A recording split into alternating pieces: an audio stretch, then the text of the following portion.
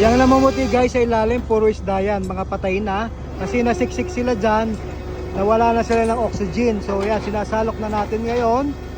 Ayan guys. More on skipjack tayo o yung gulyasan na tinatawag guys. May wisik-wisik din ng yellowfin. May ilang pirasong tuna rin na nakasama. Yung big eye natin kanina guys. So ganyan. Yung namumuti na yan, nangingintab sa ilalim, mga patay na isda. Bakit daw namamatay? Naubusan na sila ng oxygen, nasisiksik sila dyan. Kaya sila ay nasusuffocate, namamatay ang isda guys.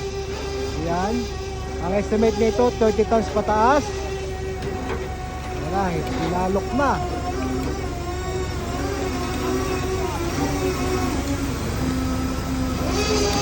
Silong ito guys ng aming troso na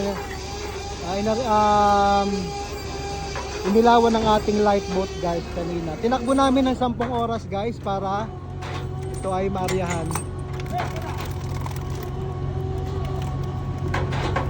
So ganito guys ang pamamaraan ng pangingisda natin dito sa Pacific Ocean. Ayan. Wala po kami sa Pilipinas guys ha. Kami po ay nasa ibang bansa.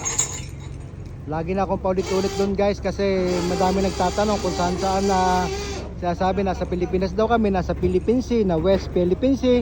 Ayan, kami po ay wala sa Pilipinas. Malayo po kami dyan. Nasa Papua New Guinea kami guys. So busy yung mga kasamahan natin dito dahil nagsasalok tayo.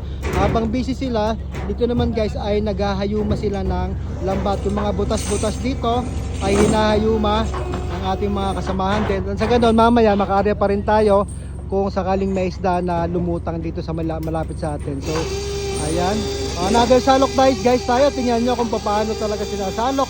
Sa mga bago lamang po sa ating Facebook page saka YouTube channel, ito po ang ating pamamaraan.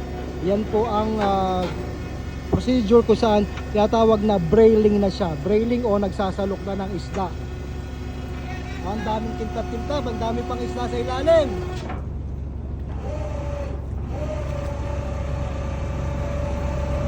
May ilang buhay, madami rin pakul pala. Kasi pagka may mga troso, may troso yung inaaryahan nyo guys. May mga maliliit na isda tulad ng pakol, tulingan, galunggong, tilapia, at mga dilis guys. So kaya ganyan, makikita nyo nasa loob ng ating lambat, may mga pakol na nakikita pa dito na buhay. Matagal ang buhay kasi ng pakol guys. Unlike sa gulyasan, ang bilis mamatay. Mabangga lang sa lambat, o yan, puno na naman. Thank you Lord for the blessings. Talagang sulit yung takbo namin ng 10 oras para makarating dito.